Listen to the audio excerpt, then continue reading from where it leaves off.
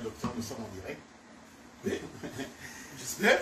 Alors, nous allons dire bonjour, bonjour docteur d'abord. Bonjour, bien-aimé, bonjour. Et bonjour à la famille qui nous accueille, la famille de frère Papi qui est derrière. Frère Franck. Frère Franck. Ouais, mais tu peux récupérer le... Oui, oui, non, tu peux nous amener. Amène, non, vas-y prendre, tu verras, tu ne seras pas à la caméra. Non, non, tu peux juste nous donner comme ça, on va prendre. Mais récupère, mon frère. Oui, je récupère. Ok, donc tu n'as même pas la caméra, ne t'inquiète pas. Mais moi, tu es ça. Petit papy, donc, aux autres boulets, j'ai au dame, quoi. Non, non, tu restes. Ok, bon, tu disais? Oui, donc je recommence. Bonjour docteur, il nous a fait saluer. La famille Franck nous accueille. Et puis son épouse qui vient de nous apporter ses délices. Okay. Et donc également bonjour à tout le monde, à nos fidèles téléspectateurs, partout à travers le monde. Bienvenue donc à l'émission Le ministre face au peuple. Donc comme vous le savez, notre émission consiste à pouvoir avoir l'avis des ministres de Dieu, les recommandations et tout cela en fonction de la parole. Donc soyez assurés que toutes les choses que nous disons ici doivent être certifiées et vérifiées par la parole. Et comme vous le savez bien, à l'évangile éternel, s'il y a bien une chose sur laquelle nous sommes vraiment stricts, c'est l'exactitude de la parole. Et surtout, n'hésitez pas à poser vos questions, car nous sommes en direct. Si vous trouvez qu'il y a quelque chose que nous avons dit qui n'est pas correct par rapport aux évangiles, si vous trouvez qu'il y a quelque chose que nous avons dit qui est un peu en dehors du cadre de la bienséance, n'hésitez pas à intervenir en direct. Si nous n'avons pas la possibilité de vous répondre aujourd'hui, soyez assurés qu'à notre prochaine émission, nous allons pouvoir vous répondre. Alors, docteur, bon, pendant que je me prépare, parce que je dois également me préparer pour quelques situations techniques, je vous laisse la parole pour vous donner un mot d'introduction. Bon, bon, je crois qu'il n'y a pas grand-chose à pouvoir signaler, donc nous saluons tous les bien-aimés frères et sœurs qui nous suivent. Donc, bon, nous sommes là pour répondre aux différentes questions que vous allez devoir nous poser. Et nous vous laissons également les soins, si vous avez des questions, de pouvoir nous écrire. Nous ferons lire en passant. Je salue mon bien-aimé, le prophète Josué Kamba, que je vois en ligne, que Dieu te bénisse. Il y a mon bien-aimé Guilain Binueta, que Dieu te bénisse également. Et il y a le pasteur André Edadi Angelica. Nous vous saluons également dans le précieux nom du Seigneur. Mon bien-aimé Julien Losambe depuis les États-Unis, nous vous saluons. Mais tu sais, Sam, oui, mais on pouvait profiter de l'occasion pour prendre notre thé. Hein? Oui, bien sûr. Mais bien sûr. Papi tient comme ça. Non, d'abord donne le plateau du thé. Là. Mais ne passe pas devant la télé. Incline-toi et tu n'as qu'à tirer, ça va vite, ça va arriver. Dis-moi comment tu vas. Dis-moi comment tu feras avec les démêlés liés comme ça. Bon, voilà. Nous nous excusons parce que ce sont les aléas du direct. Tiens comme ça. Bon, voilà. Il fait froid ici, donc nous prenons un peu du thé. Question de ne pas se perdre. Ça, oui. Ça sont des choses que tu devrais faire avant. Hein. Non, parce que je ne pouvais pas le faire parce que j'étais connecté sur la musique. Ah ok, je comprends. Donc, bon. Je suis en train de te servir un peu du thé pour que tu te réchauffes. Comme ça, tu me poseras beaucoup de questions. Hein? Oui, oui, docteur, ne t'inquiète pas, j'en ai des bonnes. Bon, il n'y a pas de quoi. Donc, bon, j'ai fini. Hein, oui, je te laisse le micro. Donc, comprenez également que l'émission que nous présentons, il n'y a rien de religieux dans ce que nous faisons ici. Hein, on y va vraiment de manière spontanée. On est relax, on est en famille et donc ne soyez pas choqués si vous nous voyez manger, prendre du thé, discuter entre nous. C'est vraiment une émission familiale, relax, il n'y a absolument rien de religieux. Il n'y a pas de cérémonie, il n'y a pas de culte. Non, il n'y a pas de cérémonie. Il n'y a pas de cérémonie. Et nous sommes tellement spontanés que vous nous verrez quelquefois faire des gaffes, faire des blagues et tout ça parce que effectivement, nous sommes. Il y a cette liberté qu'on a d'abord, et ensuite le fait qu'on soit en famille. Bon, voilà. Nous pouvons commencer, hein? Oui. Comme ça, pendant que je répondais à ta question, toi, tu profiteras pour faire ton thé. Alors, aujourd'hui, nous allons, disons, parler un peu de relations dans les couples. Ça va être la fin en réalité, parce que ça fait déjà au moins 2 semaines que nous en parlons. Et là, ça va être la fin. Tu veux que je te mette du sucre déjà? Oui, un peu de sucre, oui, 2 cuillères de sucre. Et donc, nous allons parler des relations un petit peu. Et également, nous allons parler des fiançailles.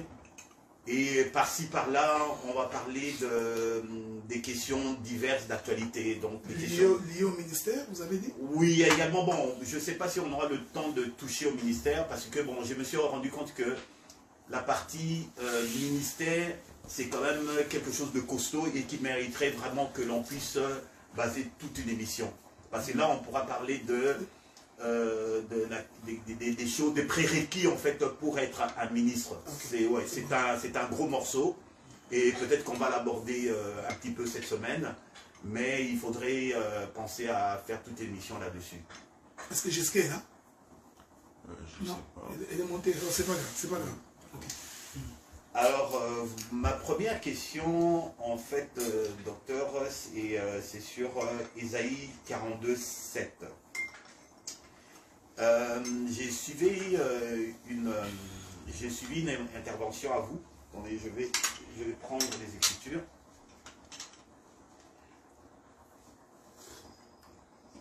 Vous avez dit Ésaïe combien? Ésaïe 42 à partir du verset 7. Ésaïe 42. Ésaïe 42, 7. Donc, Ésaïe chapitre 42, le verset 7. Tu permets que je puisse lire, hein? Oui, certainement. Ok, donc, allons voir ça. Pour ouvrir les yeux des aveugles. Ah, tu l'as trouvé, toi? Ok. Papi, tu as trouvé? Ou tu... Ouais, pardon? Ésaïe 42, 7. C'est ça. Je vais le trouver. Non, j'ai trouvé. Ouais, tu peux lire, non? Ouais. Pour ouvrir les yeux des aveugles, pour faire sortir de prison le captif et de leur cachot ceux qui habitent dans les ténèbres. C'est ça? C'est ça. Ouais, c'est ça. Ok. Docteur, est-ce que vous pouvez faire juste un petit commentaire là-dessus? Donc, pour ouvrir les yeux des aveugles, pour faire sortir des prisons les captifs et de leur cachot ceux qui habitent dans les ténèbres, pour comprendre cette écriture-là, il faudrait que nous rentrions dans les livres de Luc. Dans les livres de Luc, dans son chapitre 4, je crois. À partir du verset 17, il est écrit, on lui remit les livres du prophète Ésaïe. Okay. Vous comprenez? Donc c'est ce livre-là que nous avions lu. L'ayant déroulé, il trouva l'endroit où il était écrit, l'Esprit du Seigneur est sur moi, et parce qu'il m'a oint pour annoncer une bonne nouvelle aux pauvres, il m'a envoyé pour guérir ceux qui ont le cœur brisé. Donc, les livres d'Ésaïe que nous avions lus nous ramènent justement pour annoncer la venue.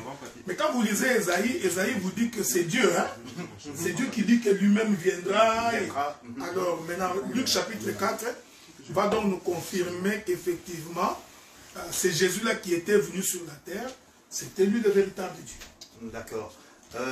Donc, en fait, vous êtes en train de nous dire que celui qui est venu, que tout le monde a vu, que l'on a crucifié, qu'on a lapidé d'ailleurs, et tout, qui a fui à un moment donné, après donc l'épisode dans le temple, c'est Dieu lui-même. C'est Dieu dans la chair, c'est la parole faite chair. La Bible dit qu'au commencement était la parole était avec Dieu, et la parole était Dieu. Mais ce qui est un mystère, c'est comment la parole qui est Dieu devient chair. Et c'est ce qui échappe beaucoup à la connaissance humaine. Le raisonnement humain ne peut pas comprendre comment les créateurs le Dieu du ciel devient un homme et qui marche avec nous. C'est ce que nous appelons la folie de la prédication. Et puis ce ne serait pas la première fois que Dieu est descendu sur la terre. Au temps d'Abraham, quand il est venu visiter Abraham, donc Dieu était descendu. Donc nous comprenons. Lorsqu'il apparaît à Moïse dans un buisson ardent, il dit que j'ai entendu les cris qui font pousser les oppresseurs à mon peuple, je suis descendu. Donc, ouais, la descente de Dieu ne peut pas se comprendre comme les comets de mortels. Donc, cet homme qui a circulé dans les rues de Galilée, c'était Dieu en personne. C'était Dieu lui-même en personne. Ouais, ouais. Bien. Quelquefois, ça porte effectivement une petite confusion. C'est là que ça me permet également d'introduire Genèse 1, 26. Okay. Là où Dieu dit, créons l'homme à notre image. D'accord? Et plus loin encore, il dit, et Dieu créa l'homme à son image. Bon, je ne sais pas, Dieu dit, créons l'homme à notre image. Il parle à qui, là? Il parle à qui? Parce qu'on est déjà perturbé de savoir que, bon, en fait, celui qui marchait au milieu de nous, c'était lui-même le créateur. Bon, là, on est encore plus embrouillé. Quand il dit, créons l'homme à notre image, il parlait à qui? Il s'adressait à qui? Dieu s'est parlé à lui-même. Il y a une écriture qui dit que l'Éternel dit, voici l'Éternel. Voilà. Hein? Donc, c'est Dieu qui se parle à lui-même. Il faudrait éviter de considérer que Dieu est une entité unique. Hein? Dieu, il est un et plusieurs. J'ai toujours donné l'exemple le plus facile à comprendre. Face à Dieu, quand nous sommes fils, face à Dieu, il devient donc notre Père. Quand nous sommes malades, face à ce même Dieu, il devient donc notre guérisseur. Quand nous sommes en prison, face à Dieu, il devient donc le libérateur. Vous voyez, donc c'est toujours le même Dieu, la même personne, mais qui prend plusieurs étiquettes, qui prend plusieurs attributs. C'est ce que nous appelons les différents costumes de Dieu. C'est pourquoi chaque fois que tu adresses une prière à l'Éternel, il faut toujours te dire que pour que le Seigneur réponde à ta prière, pour que Dieu exauce ta prière, Dieu le fait en fonction de ton besoin. J'allais justement, voilà. en arriver. Donc il est fait en fonction de ton besoin. Si ton besoin exige que Dieu vienne à toi comme libérateur, il prendra donc le costume d'un libérateur et il viendra vers toi. Si ta demande exige à ce que Dieu vienne à toi comme un pourvoyeur, il prend le costume de pourvoyeur, il viendra donc de se pourvoyer. Donc quand Dieu dit nous, créons l'homme, c'est nous là, c'est Dieu seul dans ses différents attributs. Je vais donner un exemple pour finir. Donc moi c'est le frère Adila. Vis-à-vis de mon épouse, je suis le mari. C'est toujours moi. Vis-à-vis de mes enfants, je suis le père. C'est toujours moi. Vis-à-vis de toi, je suis ton frère. C'est toujours moi. Vis-à-vis de ma soeur, je suis le grand frère. Vis-à-vis de mon grand frère, je suis le petit frère. Vous voyez, c'est toujours moi, mais avec plusieurs attributs. Voyez-vous? Donc c'est ça exactement Dieu. C'est ça exactement Dieu. Donc Dieu, il est... Vous n'aurez devant vous aucun autre Dieu que l'Éternel Dieu. Il est seul, mais avec ses différents attributs. Voilà. Mais alors, se pose la question suivante. Quand j'adresse justement la requête, je m'adresse à qui? Je dis Père dans le nom de Jésus, je dis Saint-Esprit, je m'adresse à qui? Mais quand tu t'adresses, quelle est la demande que tu fais à Dieu? Bah écoutez, j'ai un besoin spécifique. Alors quand tu as un besoin spécifique, j'ai besoin de travail, je m'adresse à qui? Donc l'Éternel prendra l'étiquette de l'Éternel Dieu comme étant le pourvoyeur. Et moi dans ma prière, comment je m'adresse à ce pourvoyeur? Ce n'est pas un problème. Le problème c'est que toi, adresse-toi seulement. Lui il sait quel costume il va prendre pour venir vers toi. Si je dis Seigneur, il sait de quoi je parle. Donc, non, mais quand tu dis Seigneur, tu n'as rien dit. Non, je m'adresse à lui en disant Seigneur, voici mon besoin, etc. Oui, c'est-à-dire que le besoin que tu exprimes va donc déterminer l'étiquette que Dieu prendra pour venir à ton aide. Ok. Voilà Donc, ce que j'ai dit. je lui adresse ma requête simplement. Tout simplement. Et lui, bon, bah, il sait ce qu'il faut faire. Il sait exactement que pour l'instant, il a besoin de moi en tant que père, ou il a besoin de moi en tant que protecteur, ou il a besoin de moi en tant que guérisseur. Donc, en fonction du besoin que tu exprimes, Dieu prend l'étiquette qui convient pour venir te soutenir. D'accord, en fait, c'est... en tout cas, merci pour la précision, parce que quelquefois, ça porte un peu la confusion. Donc, voici maintenant une autre question qui se pose. Donc, étant donné... vous savez qu'en ce moment-ci, bon, les gens sont accablés, les gens sont soucieux, indécis, anxieux, les gens traversent des moments difficiles. Ça peut être personnellement, ça peut être face à la situation du monde et tout. Et comment est-ce que, dans ces conditions-là, parce que les gens sont vraiment dans des choses pratiques de tous les jours, d'accord? Ils vivent des situations difficiles dans leur quotidien. Mais alors, dans ces cas-là, comment faites-vous pour que, dans ces conditions-là, justement, attirer les gens à Christ, leur parler de Christ? Parce que, bon, ils en ont vu d'autres. Ils en ont entendu parler, ils ont été déçus. Il y en a beaucoup qui ont été déçus par telle et telle affiliation, par tel et tel prédicateur, par telle et telle assemblée et tout. Comment faites-vous à l'heure actuelle, tout, où les gens sont plutôt englués dans des problèmes, alors à ne plus en parler, des problèmes quelquefois qui leur semblent insurmontables? Comment pouvez-vous faire? Quelle est l'approche à avoir pour les attirer justement à Christ, pour leur parler des choses surnaturelles, des choses du royaume? Bon, il faudrait d'abord que l'on se mette d'accord. La Bible dit que personne ne peut venir à moi s'il n'est pas attiré par le Père. Ok? Donc il faudrait d'abord commencer par enlever la conception que c'est nous qui attirons les gens vers le Seigneur. Parce que ça risque de nous gonfler la tête, de commencer à considérer que nous pouvons quelque chose par nous-mêmes. Nous croyons qu'il n'y a personne qui vient au Seigneur si le Seigneur ne l'a pas appelé. Donc c'est ça d'abord, il faut commencer par le savoir. Donc ainsi, nous n'avons aucune stratégie. Nous n'avons pas de formule magique pour que les gens viennent au Seigneur. La seule formule que nous avons, c'est de prêcher l'évangile. Ok? Et nous voulons prêcher l'évangile avec précision. Nous voulons prêcher l'évangile avec clarté. Que les sons soient aussi clairs pour permettre à ce que les gens qui écoutent puissent venir. Parce que la Bible dit, si le son d'une trompette est confus, comment le peuple se préparera-t-il au combat? Donc, pour que le peuple s'apprête au combat, ou que pour que le peuple réponde à un rassemblement, il faudrait donc que le son de la trompette soit clair et net. Voilà pourquoi nous, en tant que prédicateurs, nous prions Dieu pour qu'il nous aide, que Dieu nous éclaire dans la compréhension et dans la saisie de l'Écriture, afin que ceux qui nous écoutent puissent avoir un son clair, distinct, alors ils viendront au Seigneur. Souvenez-vous, lorsque Pierre a jeté les filets dans l'eau, les poissons qui sont venus entrer dans les filets ne sont pas venus entrer par la volonté de Pierre.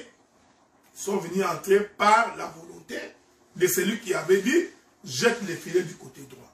Donc nous faisons confiance en Dieu, nous prêchons l'évangile, mais quant à ceux qui croiront, nous croyons que le maître des temps et le maître des circonstances, c'est lui qui ramène les gens dans la bergerie. Donc c'est pourquoi quand tu as cette vision de la Bible, tu ne te plains pas, tu ne forces pas, tu n'es pas stressé. Comme il y a des pasteurs, hein, dès qu'il vient dans l'église, il y a 3 membres, il est tellement stressé, il emballe ses histoires, il rentre à la maison. Donc c'est parce que lui il croit que c'est grâce à lui que les gens viennent. Mais nous, nous croyons, nous faisons donc confiance à l'Éternel, et c'est Dieu qui dirige nos pas à ce sujet-là. Et donc, si je comprends bien, étant donné que c'est Dieu qui attire, c'est lui qui appelle, lorsqu'une église, par exemple, une assemblée, connaît par exemple une érosion au niveau des membres, il n'y a pas d'inquiétude à avoir. Donc ça veut dire que Dieu y est pour quelque chose. Non, mais la question c'est qu'il y a deux choses. La première question qu'il faut se poser, est-ce que c'est véritablement Dieu qui t'a donné mandat de commencer cette œuvre-là? Ok? C'est une première question qu'il faut se poser. Parce qu'il y en a d'autres qui commencent des églises par défi. Pour que l'on sache que nous existons. Nous allons commencer une église. Il y en a d'autres parce qu'ils aiment trop les micros. Il adore tellement les micros, bon, il trouve qu'il doit avoir son propre micro. Donc il faut qu'il ait un choc star, son propre orchestre. Alors des gens comme ça, vous comprenez que Dieu ne les a pas envoyés. Alors pour des gens comme ça, bien, ça finira bien par... il y a même des hommes, ils sont véritablement hommes de Dieu, mais ils n'ont pas reçu mandat de commencer une église, ça on en parlera. Donc il n'est pas dit que parce que tu es ministre, il faut nécessairement que tu commences une œuvre. Ça aussi c'est une erreur que beaucoup de gens commettent. Donc je peux également être ministre, mais sans commencer une œuvre. Parce que ça prend d'autres éléments, ça prend d'autres dons pour que l'on puisse commencer une œuvre. Alors, maintenant, quand on a véritablement reçu le mandat de Dieu, il y a une écriture qui dit, celui qui a commencé cette œuvre en vous, l'amènera jusqu'à la perfection. Donc, il faut faire confiance à l'Éternel. Mais moi, j'ai toujours dit ceci. Faire confiance à l'Éternel n'est pas un problème. La question, c'est que il faudrait véritablement que celui-là puisse également vivre véritablement la vie de Dieu. Donc, ne pas être un aventurier, pas un comédien, pas un commerçant. Donc, il faut vraiment que quelqu'un que Dieu a brisé, que Dieu a changé, que Dieu a transformé, pour qu'il se mette au travail.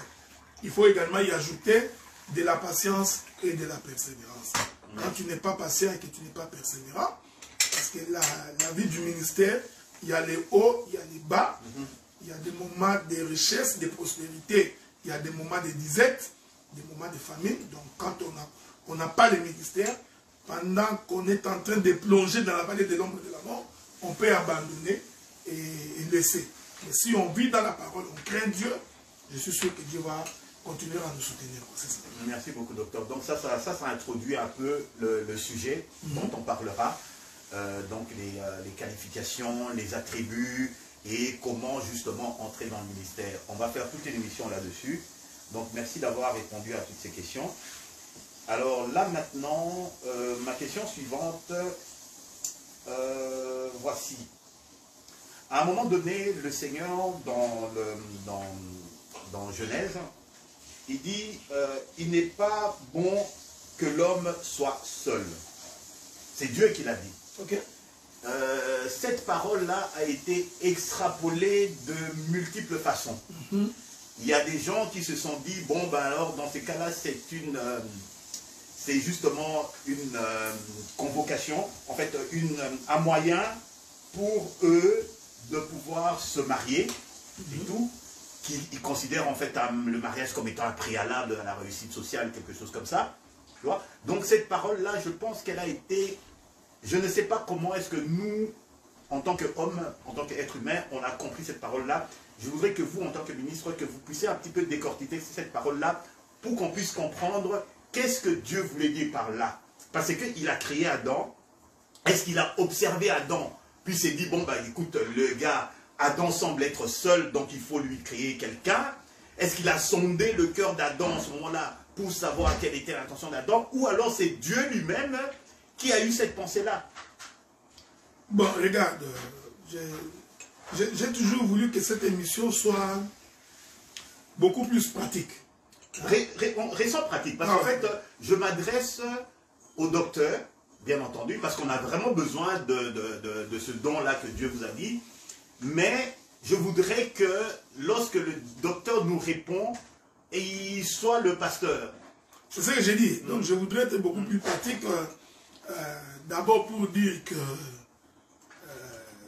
être célibataire n'est pas une bonne chose. Okay? Donc, dans l'ensemble. Être célibataire. Être célibataire, c'est... Donc, il y a des gens qui ont fait le choix d'être célibataire. Non, c'est ce que j'ai dit. Être célibataire n'est pas une bonne chose. C'est pas une bonne chose. Regardez d'abord la pensée de l'Écriture. Ce n'est pas une malédiction. Non, non, ce n'est pas ce que j'ai dit. Okay. D'accord, non. Non, ne me faites pas dire ce que je n'ai pas dit, ok? Non, simplement, je corrige les mauvaises pensées. Mais écoute, Sam, donc c'est pas parce que tu es célibataire que tu vas te plaire dans cela, ok? Bon, on se met d'accord. Donc, écoutez, je voudrais dire ceci pour les gens qui nous suivent. Regardez, la pensée de Dieu, quand il créait Adam, c'était que l'homme se multiplie. Okay. Et en fait, cette multiplication de l'homme reflétait l'idée de Dieu lui-même qui voulait se multiplier. Ah, c'est pourquoi c'était sa pensée. Je n'entre pas beaucoup dans la prophétie, parce qu'en fait, Dieu n'a fait que projeter dans Adam ses propres désirs, ses propres besoins. Ce que Dieu voulait être, il a projeté ça dans Adam. Okay. Okay? Donc, quand Dieu dit à Adam, c'est pourquoi Dieu décide par lui-même de donner une femme à Adam. Tout ça, Dieu faisait la projection de sa propre personne. De ses propres besoins. Oui, oui, Dieu avait besoin d'une femme. Ok? Mais il fait cette projection-là dans Adam. Ensuite, il ajoute à Adam, je voudrais que vous soyez féconds, multipliez-vous et remplissez la terre. Ça aussi, en dehors de son caractère doctrinal, c'est aussi parce que Dieu voulait se multiplier. Dieu voulait remplir la terre. Ouais, donc Dieu projette dans Adam ce que lui, Dieu voudrait faire. C'est pourquoi la Bible dit que cet Adam était l'ombre de Dieu. Okay? Il était l'image de Dieu.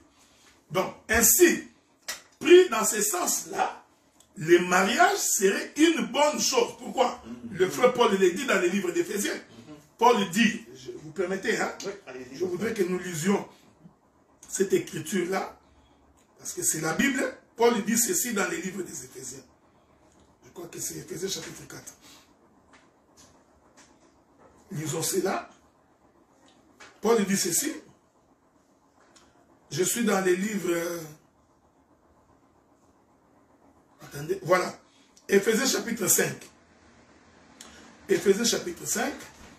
Je vais commencer par le verset 31. Les gens qui sont à la maison, ils peuvent lire s'ils veulent même plus haut, mais moi je commence par le verset 31. La Bible dit, c'est pourquoi l'homme quittera son père et sa mère. Ça c'est l'écriture que Dieu a repris dans le livre de Genèse. C'est pourquoi l'homme quittera son père et sa mère et s'attachera à sa femme. Les deux deviendront une seule chair. Jusque-là, il n'y a pas de problème. J'ai répété Genèse. Maintenant, Paul va donner l'intelligence de ces versets. Il dit, ce mystère est grand. Ok? Donc, quand l'homme quitte son père et sa mère, s'attache à sa femme, Paul dit que c'est un mystère. Donc, je vais prendre un exemple. Pour que tu saches que la main existe, que Dieu va te secourir par sa main, Dieu a d'abord créé un homme avec une main. Donc, la main est pour nous comme un matériel didactique. Donc, parce que si on n'avait pas la main avec ses doigts, nous n'aurions aucune idée de ce que c'est la main. Donc, Dieu institue le mariage pour qu'au travers du mariage, que nous puissions comprendre sa pensée. Paul dit, ce mystère est grand. Il continue maintenant, il dit, j'ai dit cela par rapport à Christ et à l'Église. Vous comprenez? Donc, quand l'homme naturel se marie, Dieu cache un enseignement. Cet enseignement-là, c'est par rapport à Christ et à l'Église. Ici, Paul veut identifier Christ comme étant l'homme, l'Église comme étant la femme. Voilà pourquoi nous disons de la même manière que Christ conduit l'Église. Parce que l'Église est conduite par Christ. De la même manière, l'homme est censé conduire sa femme. Okay. Ouais, mais nous précisons que c'est un mystère. C'est-à-dire que dans la vie de couple de chaque jour, il n'est pas dit que ça va express verbis être comme ça. Vous voyez? Donc, Dieu a utilisé ces matériels-là pour expliquer la pensée de l'éternité. Donc, ainsi j'ai dit, l'idéal serait que tout homme et toute femme se marient. En tout cas, docteur, merci d'avoir apporté... Pour se multiplier, parce que si tu ne te maries pas, tu es méchant, tu insultes tes parents. Parce qu'ils t'ont donné la chance de vivre sur la terre. Donc si ils avaient refusé de se multiplier, tu ne serais pas vivant. Donc, je pense que les célibataires... c'est une forme d'égoïsme. Voilà, t'as compris. Non, comprenons bien. C'est-à-dire que les gens qui choisissent délibérément de rester célibataires, je ne parle pas des élites par exemple. D'accord. Donc, les gens qui choisissent délibérément de rester célibataires, il y a une forme préalable d'égoïsme en eux, c'est ça? Non, pas forcément. Il y en a d'autres qui ont connu beaucoup de problèmes. Il y en a d'autres qui ont contracté des relations de mariage qui a très mal fini. Ok? Il y a des hommes qui ont été ruinés. Il y a des femmes qui ont été ruinées. Donc, ainsi, un homme comme ça, c'est réserve. Comme on dit chez nous, hein, l'homme qui a été mordu par le serpent, il a même peur des lézards. Ok? Donc, ça, je comprends. Voilà pourquoi nous exhortons, nous prêchons, nous enseignons pour dire, quand tu veux te marier, pour éviter d'avoir des difficultés, marie-toi à une chrétienne, et toi, une chrétienne, accepte un homme qui est chrétien. Ça vous éviterait de vous dire, j'ai peur du mariage. Vous voyez, aujourd'hui, dans les pays occidentaux, on fait la promotion de vivre en couple, sans être marié. On fait la promotion des célibats. Mais pourquoi on en fait? Ce n'est pas parce que le mariage est mauvais. C'est parce qu'ils se sont rendus compte que beaucoup de gens qui s'étaient mariés en étant païens, ne connaissant pas Dieu, ils ont beaucoup plus souffert que de se réjouir. Donc quelqu'un qui achète sa maison avec sa femme, il paye l'hypothèque pendant 25 ans. Dès que l'hypothèque est finie, la femme se réveille un matin, il dit à l'homme, je ne veux plus de toi, on te chasse, la femme récupère la maison. Tu vois, il y a ces éléments-là qui font en sorte que, finalement, les gens ont peur de se marier. Mais qui est derrière ça? Mais c'est le diable. C'est le diable qui est derrière ces mouvements-là pour empêcher que les hommes, parce qu'en fait, plus les familles sont stables, plus la nation grandit.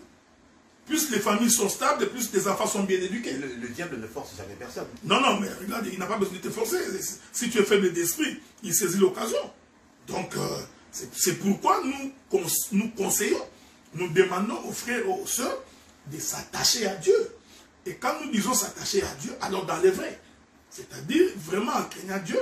Et quand tu crains Dieu, je pense que tu n'auras pas peur du mariage. Docteur, aussi bien les couples chrétiens que les couples païens rencontrent les mêmes défis de la vie.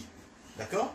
Alors, quel conseil, en fait, comment allez-vous exhorter les personnes donc, qui veulent se marier en disant que non, effectivement, vous avez un plus lorsque vous vous mariez en famille?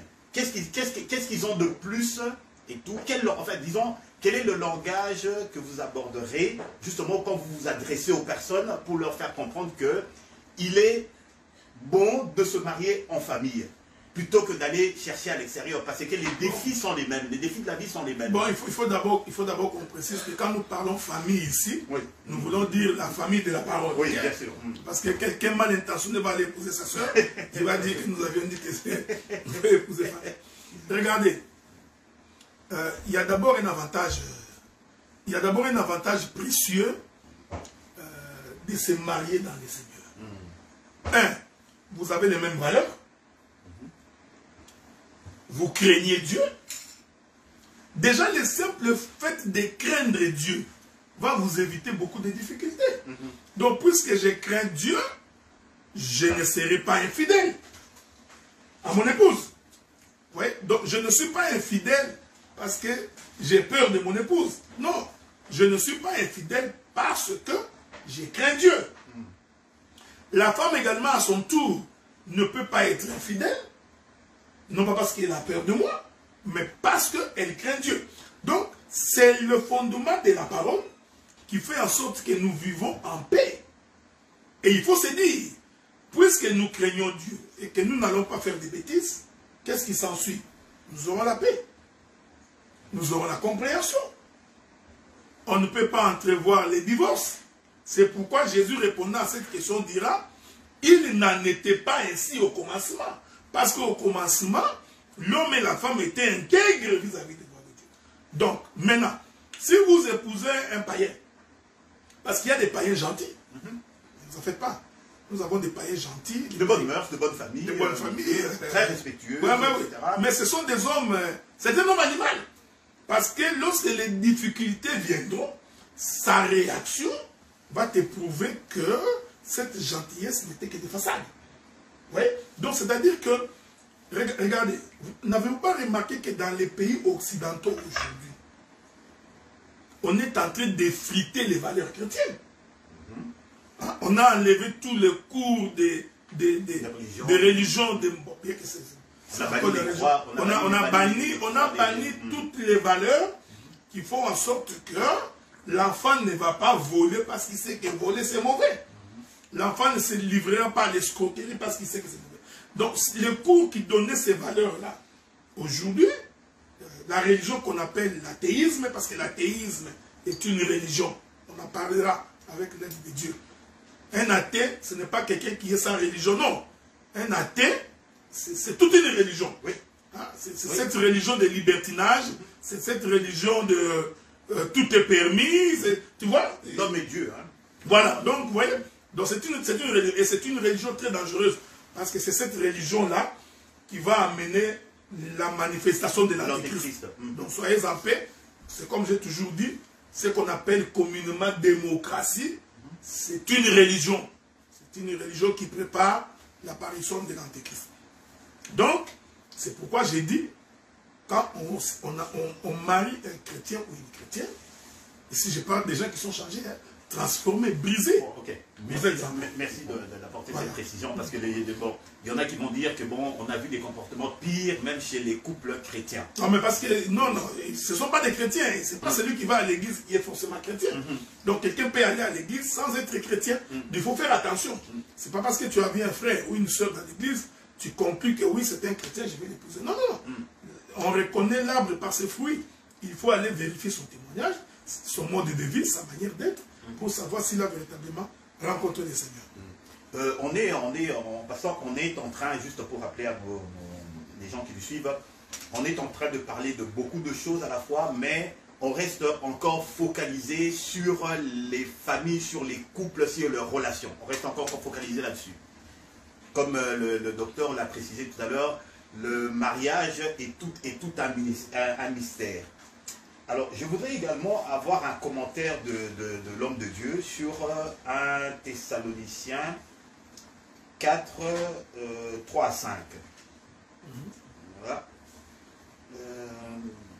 Dans votre version. Qu'est-ce qui est écrit là, 1 Thessaloniciens 4?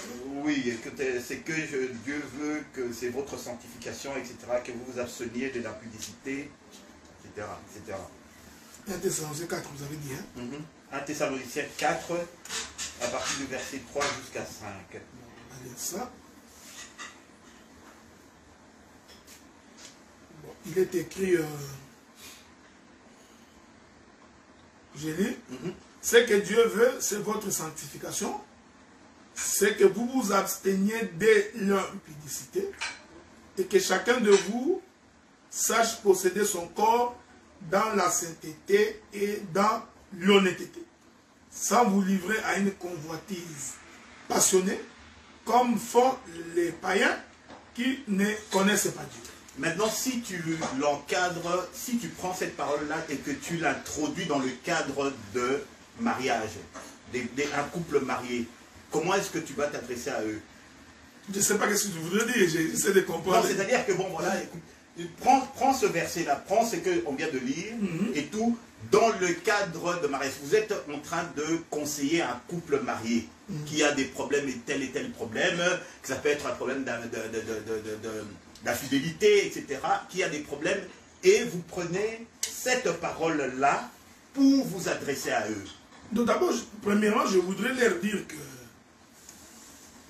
quand on se marie, ce n'est pas pour devenir impudique. Okay?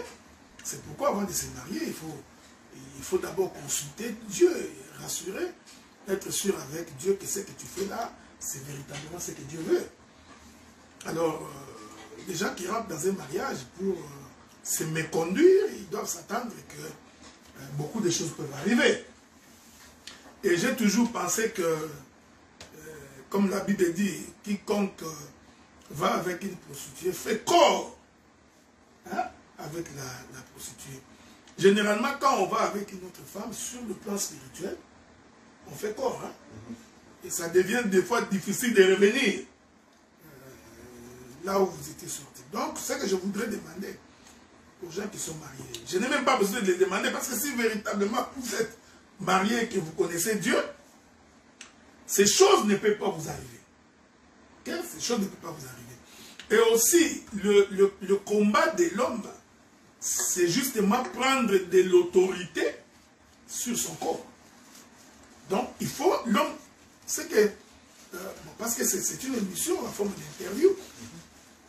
En fait, l'homme est composé de deux parties. Hein. Bon, il y a certains qui disent trois parties. On va préciser que quand vous dites le combat de l'homme, vous parlez de l'être humain. De l'être humain. Okay. Homme et femme. Hein. Ok, oui. Okay. Donc, je voudrais d'abord rentrer dans Genèse. Hein, parce que je sais qu'il y a une écriture qui dit que dans l'homme, il y a le corps, il y a l'âme, il y a l'esprit. Ça, je sais. Mais je préfère ne pas aller là-bas. Moi, je rentre au commencement. Parce qu'il n'en était pas ainsi au commencement. Quand vous rentrez au commencement, vous verrez que l'homme est composé de deux parties. Sa chair et son esprit. Dieu crée Adam à partir de sa chair. C'est pourquoi je vous prie de faire très attention lorsque vous dites que le corps de l'homme est composé de trois parties, âme, esprit et corps. C'est ce qu'on a toujours appris. Ouais. Donc moi j'ai toujours considéré que l'âme et l'esprit dans l'homme est un tout. Ok. Okay? Ah bon, d'accord. Merci pour la précision. Dans l'homme est un tout. Donc au commencement, Dieu donc va créer l'homme, la partie charnelle, et il va souffler qui est la partie spirituelle. Et au commencement, vous allez remarquer que tant que l'esprit n'est pas rentré dans l'homme, l'homme n'est pas un être vivant. Donc c'est l'esprit qui fait mouvoir le corps. En d'autres termes, c'est l'esprit qui conduit le corps. Voyez-vous vrai? Au commencement. Au commencement, parce qu'Adam, avant que Dieu ne souffle dans son corps, Adam ne marchait pas. Le corps d'Adam était inerte. Donc nous comprenons que c'est l'esprit qui a commencé à conduire le corps. Je voudrais dire ça en d'autres termes. L'esprit, c'est le mari du corps. Voyez-vous? Donc l'esprit, c'est le conducteur du corps. L'esprit, c'est l'homme. L'esprit, c'est le dirigeant du corps. Donc, dès que l'esprit est dans le corps, l'esprit conduit le corps. Maintenant, il faudrait faire un effort pour que l'esprit qui est dans le corps reste dans la position d'un dominant. Donc, si l'esprit qui est dans le corps prend la position d'un dominé, l'homme tombe facilement dans le péché. Cela veut dire le corps est en train de diriger l'esprit. Hein? Ce qui est contraire à la vision de Dieu. La vision de Dieu voudrait que l'esprit conduise le corps. Quelqu'un qui est dépressif, par exemple, et tout, ce n'est plus, c'est son esprit qui est abattu. L'esprit. Exactement. La chair a pris le dessus. Tu comprends ce que je dis? Parce que la dépression, c'est que l'esprit est en train de subir la pression de par les éléments extérieurs. Donc, ce que j'ai dit est très profond. C'est ça même les fondamentaux de l'évangile. C'est que Dieu a fait en sorte que l'esprit dirige le corps. C'est pour ça qu'il dit en réalité dans l'homme c'est l'esprit. C'est l'esprit, voyez-vous. Donc maintenant, si l'homme intérieur, qui est l'esprit, n'est pas suffisamment nourri, qu'est-ce qui arrive? Il va maigrir.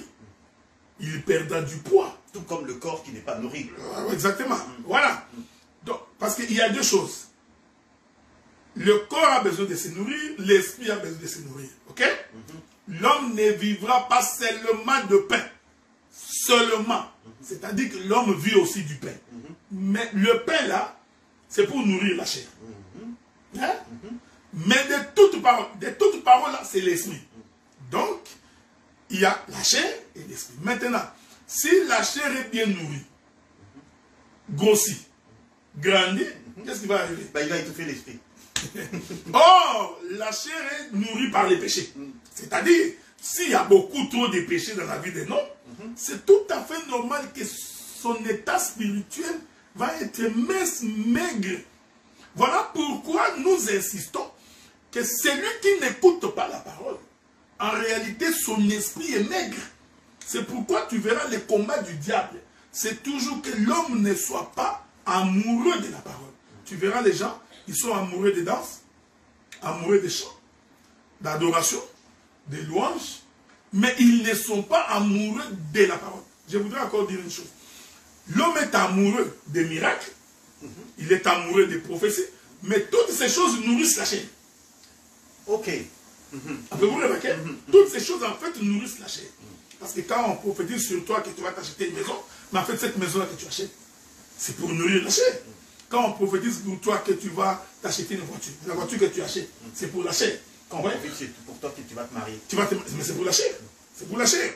Donc, vous voyez?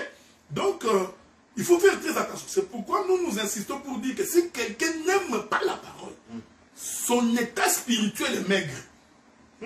Donc, celui qui s'attache à Dieu, c'est pour que son esprit soit suffisamment nourri. Et l'esprit, lorsqu'il est fort, il domine la chair. Donc, tu ne forces même pas. C'est-à-dire, tu peux te retrouver en face d'un péché, mais tu ne comprendras pas comment tu as surmonté la tentation.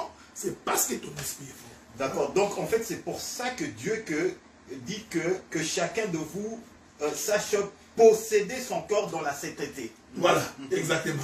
Et l'honnêteté, parce qu'effectivement, quelqu'un qui possède son corps, lorsque l'esprit domine, ben, il ne va pas commencer à battre sa femme, comme on a vu certains, même des hommes de Dieu, ou insulter sa femme et tout, n'est-ce pas? Exactement. Donc, parce qu'on a un homme spirituel.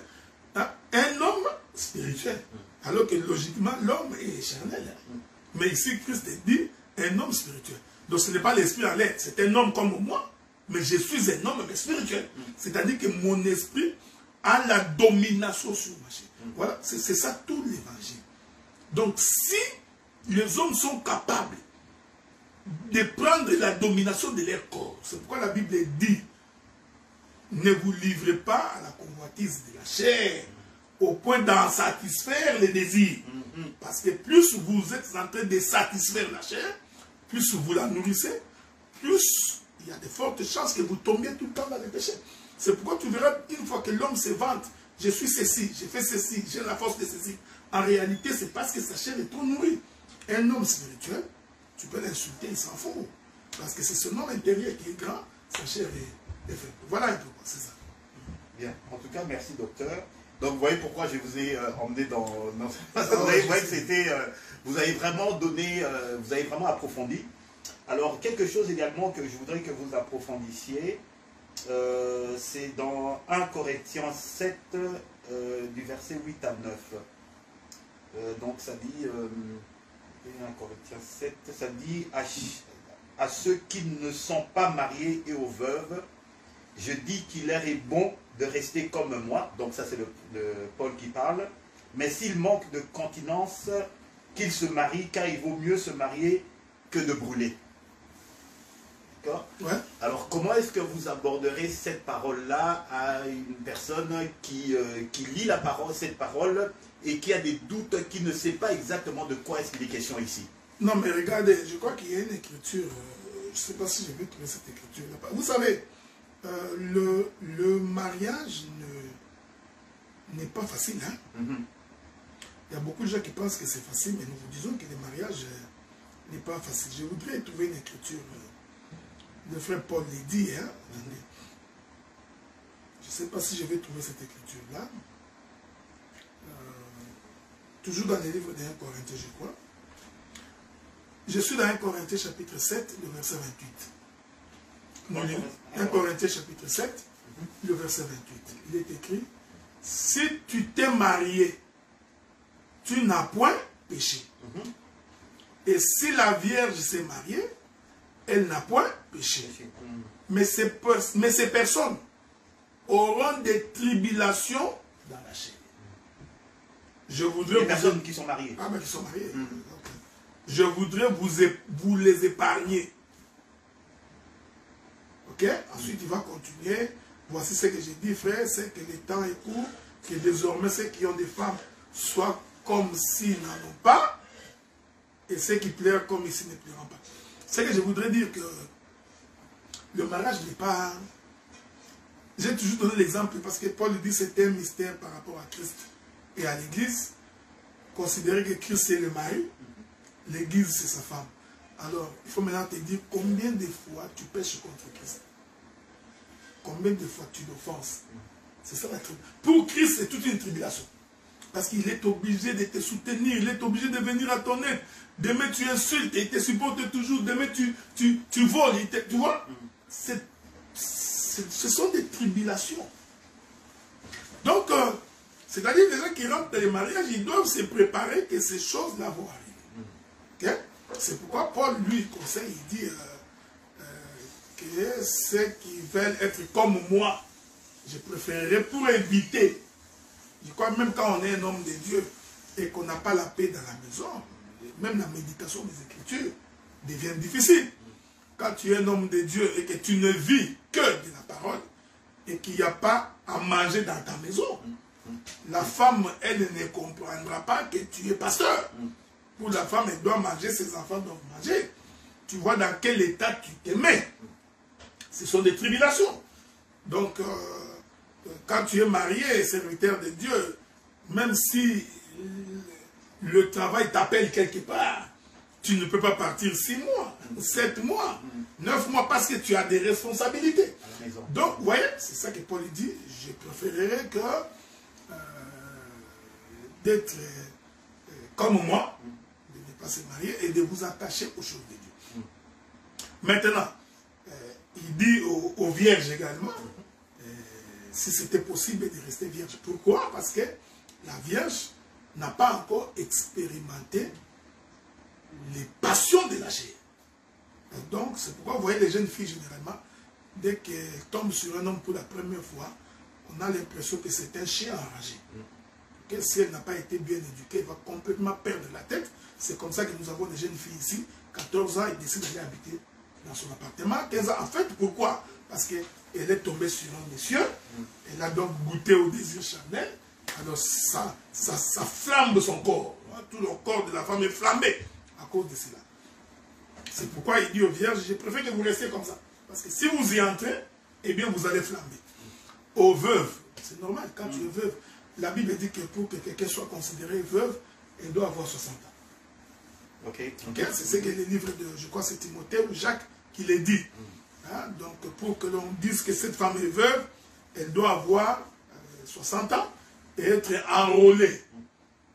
Donc enregistrée dans le rôle. Pourquoi?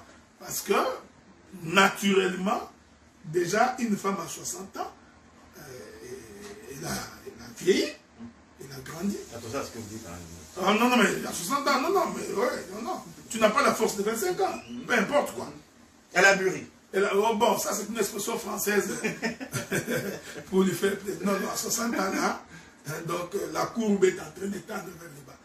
Et physiologiquement, ça a été démontré que déjà à 60 ans, même les passions charnelles diminuent. Donc, bon, qu'est-ce que tu vas encore chercher dans un mariage? D'accord. Donc, c'est un peu dans ce sens-là. Mais quand on est jeune, au lieu de se livrer à l'impudicité, Paul vous conseille, les Écritures vous conseillent de vous marier. D'accord. Donc, réunissez les conditions et allez vous marier. Ce n'est pas une invitation à jeter les gens dans le mariage parce qu'ils sont... Donc, en fait, se marier pour éviter, dans le but d'éviter de tomber dans la pudicité, c'est pas non plus une bonne raison de se marier. Non, ça, c'est pas une bonne raison. Okay. On ne se marie pas pour ça. Parce que l'homme, pour se marier, doit être un homme responsable. Ok, donc ça n'élimine pas tous les prérequis pour entrer dans la mariage. C'est ce que je voulais dire. Okay. C'est-à-dire que tu ne peux pas aller demander à un jeune homme de 18 ans, comme ce petit qui est en face de moi là, d'aller se marier. Donc tu vois qu'il vient de sortir de l'adolescence là, vous lui demandez non, parce que le mariage c'est gérer toute une femme. Donc il faut que tu sois un homme mature. C'est comme ça que Dieu, avant de donner à Adam Ève, Dieu a d'abord responsabilisé Adam. Adam gérait les jardins. Il a donné les noms aux animaux. Donc il pouvait prendre une femme en charge. Donc c'est ça. Alors en quelques mots, est-ce que vous pouvez donner une explication claire, d'accord, à Éphésiens 5, à partir du verset 22 vers la fin. Femmes, soyez soumises à vos maris. Et je vais plus loin, maris, aimez vos femmes. D'accord? Donc j'ai pris le début, et puis j'ai pris la partie de la femme, j'ai pris la partie de l'homme. Pourquoi? Oui, c'est Éphésiens 5, à partir du verset 22. En fait, ma question, pourquoi est-ce que ça n'a pas été l'inverse? Quand Dieu s'adresse à l'un ou l'autre, pourquoi est-ce que ça n'a pas été inversé? Pourquoi est-ce qu'il n'aurait pas dit plutôt femme, aimez vos maris, mari, ainsi de suite. Pourquoi est-ce que ça a été dans cet ordre-là? Mari, aimez vos femmes. Pourquoi est-ce qu'il a besoin de le dire à l'homme? Non, mais la Bible dit que femmes, soyez soumises à vos maris comme le Seigneur, car le mari est le chef de la femme, comme Christ est le chef de l'Église, qui est son corps, dont il est le sauveur. Ok? Ensuite, Marie, aimez vos femmes, parce que, bon, on voudrait faire un peu de l'exhortation, parce que quand on n'aime pas quelqu'un, c'est difficile de le supporter. En fait, c'est l'amour qui supporte tout. Donc, c'est pourquoi moi j'ai toujours pensé que dans un couple, il faudrait que l'homme aime plus que la femme. Il faudrait que l'homme aime plus que la femme. Ah ouais. Est-ce qu'il a de la difficulté à aimer naturellement? Bon, mais oui, tu n'as jamais rencontré des aventuriers? Oui. Bon, ok. Donc, tu es d'accord avec moi quand il y a des gens qui sont des aventuriers? Il peut ne pas t'aimer, mais il te dit qu'il t'aime quoi? Hein? C'est comme le petit qui est en face de moi là. S'il croise une frère dit que je t'aime, en fait, il ne l'aime pas. C'est la passion de la chair. Okay? Bon, ça, c'est les frères papis qui est ici. Donc, je disais donc que Dieu a demandé à l'homme d'aimer en premier. Parce que même naturellement, c'est l'homme qui drague la femme. Pourquoi l'homme va-t-il vers la femme? C'est à l'homme d'aller vers la femme. D'accord. Ok? Ça, on ne peut pas changer ça. C'est toujours l'homme qui va vers la femme. Même lorsque le serviteur le plus ancien de la maison d'Abraham est allé prendre Rebecca, vous comprenez? En fait, c'est Isaac qui est allé chercher. Donc, naturellement, c'est l'homme qui va vers la femme. Mais pour que l'homme aille vers la femme, il va de soi. Il doit aimer cette femme. Ok? C'est pourquoi nous disons, l'amour est pour l'homme. Donc, l'homme doit être amoureux. Okay? Parce que c'est l'amour qui fera en sorte que, lorsqu'il prendra une femme, il supportera les faiblesses de la femme. Ok. Hein? Donc, parce que la femme est un être faible, c'est ce que la Bible dit. On revient encore à ce que vous avez expliqué tout à l'heure. Exactement. Donc, la femme étant un être faible, il faudrait donc un homme fort qui ait la capacité de les supporter, d'aller vers. Pourquoi? Parce que cela détermine la position de Christ. Christ qui nous... C'est pourquoi Jésus dit, c'est moi qui vous ai aimé le premier. Hein? Donc, il y a des gens qui chantent des choses qui ne sont pas vraies. Hein? Comme des chansons qui disent Nalinga Yesu, Yesu Bolingo Nangai. Non. En fait, nous n'avions jamais aimé Jésus. C'est Jésus qui nous a aimé les premiers. Il a dit, c'est moi qui vous ai choisi. C'est moi qui suis venu vers vous. Vous voyez? Donc, pour que nous nous montions au ciel, il fallait d'abord que lui descende dessus. Donc, la Bible est parfaite. Hein? Donc, le ciel doit d'abord donner la pluie. Donc, l'homme doit d'abord descendre. Donc, c'est tout à fait normal. Donc, si l'homme n'était pas descendu, nous ne l'aurions pas aimé. Donc, Dieu en premier, il vient vers nous. Il nous parle. Il nous séduit. Il sème l'amour en nous. Maintenant, pour que nous nous manifestions, que nous l'aimons aussi, nous les manifestons en observant sa parole. C'est ça la femme soyez soumise. Ok. T'as compris, hein? C'est-à-dire que quand la femme trouve qu'elle est aimée, elle se soumet facilement. En fait, cette soumission est conditionnée par l'amour. Tu comprends? Donc, le fait que moi j'étais un pécheur, n'ayant pas droit de citer dans ces choses, ne pouvant pas hériter le royaume, sans espérance, Christ est descendu. Il est mort pour me donner la vie. En reconnaissance de cet amour, c'est pourquoi j'ai obéi. Parce que je me dis, n'eût été lui, je ne serais pas devenu ce que je suis. Donc en fait, c'est l'amour qui donne lieu à la soumission. Donc j'ai toujours été étonné, un homme qui n'aime pas la femme, il insulte sa femme, du matin au soir. Il insulte un coureur de jupons, il est dans des bars, dans des boîtes de nuit, il rentre à 5 h du matin, mais il voudrait demander à la femme d'être soumise. Non! C'est ce que j'ai toujours dit, c'est étonnant. Est-ce qu'une femme comme ça, d'accord, est-ce qu'elle a quand même malgré tout l'obligation de se soumettre? Non, c'est ce que je t'ai dit. Ça, c'est la soumission du monde, ça. Ça, c'est comprendre ça. littéralement. Donc, si on n'aime pas, on ne peut pas demander la soumission. Comprenez-moi bien, docteur. L'homme qui n'aime pas, qui se comporte de la manière dont vous l'avez dit, a perdu son droit de demander la soumission à la femme. Mais s'il le fait quand même, quel doit être le comportement de la femme en réponse à ça? Mais tu sais que la soumission est fonction de l'amour. Hein? Donc, comment voulez-vous demander une soumission alors que vous n'aimez pas quelqu'un? Mais il y a des hommes tordus qui le font quand même. Et Dieu soit loué parce que ce sont des hommes tordus. Je viens de le dire. Ce sont des hommes tordus. C'est tout à fait normal qu'ils agissent comme ça. Ouais, frère. C'est pourquoi j'ai dit, l'amour, ce n'est pas que tu as aimé quelqu'un, il m'aime, bisous, non. Donc l'amour, pour qu'il y ait la paix. Vous voyez que le problème se trouve chez l'homme. Donc quand tu as un homme inconverti, tout le reste ne marchera pas. Ça ne sert à rien, ça. Ça ne sert à rien. Donc si l'homme que tu choisis, ou qui vient vers toi, c'est un païen, un homme qui ne connaît pas Dieu, ce n'est qu'un problème de temps. Votre mariage, ça va être yo-yo. On parle d'aujourd'hui, on parle de demain. En passant, je m'adresse à l'audience, parce qu'on a une audience ici. Si vous avez des questions à poser, n'hésitez pas. Hein. À la fin, on vous donnera la parole et tout pour poser vos questions. Si vous avez des questions. J'ai plein de questions à poser, vous inquiétez pas. Non, okay, d'accord, on vous donnera le temps. C'est ce petit-là que je te dis qu'il oui, non, les gens vont le voir. Mais maintenant, docteur, on va du côté de la femme et tout. Pourquoi Dieu s'est trouvé dans la position de dire à la femme qu'elle doit se soumettre? Pourquoi est-ce que Dieu avait besoin?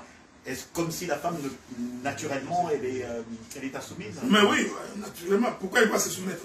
Sur base de quoi elle doit se soumettre? Je voudrais prendre ça sur le plan révélationnel.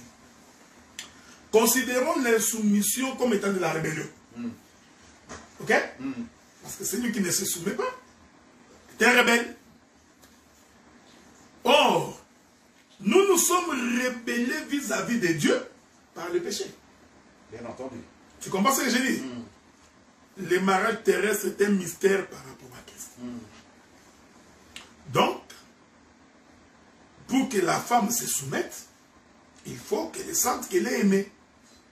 C'est pourquoi l'écriture que nous avons lue, Paul ne s'est pas seulement limité à demander à la femme la soumission. Il a aussi demandé à l'homme d'aimer. Je voudrais, il y a une écriture qui suit par là, par la suite. Hein. Regardez. Quand vous prenez toujours Éphésiens chapitre 5, là, regardez ce que la Bible dit. Le verset 24. Non. Le verset 23 d'abord. Car le mari est le chef de la femme, comme Christ est le chef de l'église, qui est son corps, dont il est le sauveur. C'est important. C'est-à-dire que le mari doit être le sauveur de la femme. Donc ici, vous voyez, on peut faire toute une exhortation. C'est quoi sauver la femme? C'est-à-dire quand il manque de foufou, il faut que tu viennes à son salut. Quand il n'a pas d'habit, il faut que tu... Bon, je continue. Or, de même que l'Église est soumise à Christ, que les femmes aussi doivent l'être à leur mari en toutes choses. Marie, aimez vos femmes, comme Christ a aimé l'Église, et s'est livré lui-même pour elle. Ouais. Donc, quand on aime, on se sacrifie. C'est pourquoi moi j'ai toujours été contre les gigolos. Hein, les hommes qui sont là, au petit moment, payer la chemise. Un type comme ça, il faut les chasser à la seconde. Parce que les quinois sont comme ça, sont courageux. Il appelle la fille, oh, je vais passer à la maison. Un peu du poulet. Il n'a rien donné, mais il demande le poulet. Donc, un type comme ça, il ne faut même pas l'écouter. Tu vois? Donc, c'est une chose contre. Malheureusement, beaucoup de femmes aiment des gens comme ça. J'ai constaté que les femmes aiment des escrocs. Les hommes qui ont la tchatche. Ah ouais. Donc les femmes aiment des escrocs, un type qui n'a rien de la poche, mais beaucoup de paroles. Je vais construire un building, j'attends. Quand Tshisekedi va quitter le pouvoir, Fayoulou va entrer. Nous allons arranger Bandung jusque là-bas. Nous irons à Katane. La femme, oh, la femme est partie. Un farceur tout fait, ça se voit. C'est pourquoi, tu vois, Dieu est juste. Hein? il met tout par écrit. Il dit, comme Christ s'est livré, c'est-à-dire que quand on aime, on se sacrifie. Tu vois ce que je dis, hein? Donc, la souffrance de l'homme pour sa femme ne peut pas être une corvée.